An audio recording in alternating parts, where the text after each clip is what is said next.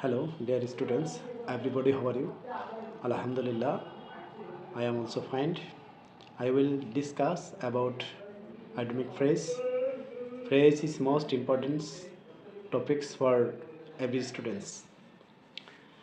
একটা বিষয় তোমরা মনে রাখবা, যদি তোমরা ফ্রেজ ভালো করে না জানো তাহলে তোমাদের কি সুবিধা বা কি অসুবিধা হতে পারে।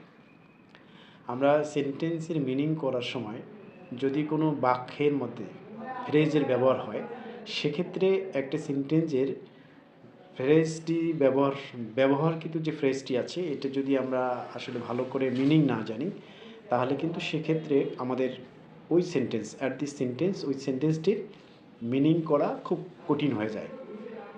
চলো আজকে আমরা জানবো একটি সেন্টেন্সের মধ্যে যদি ফ্রেজের বা আইডেন্টিক ফ্রেজের ব্যবহার হয়, সেক্ষেত্রে আমরা কিভাবে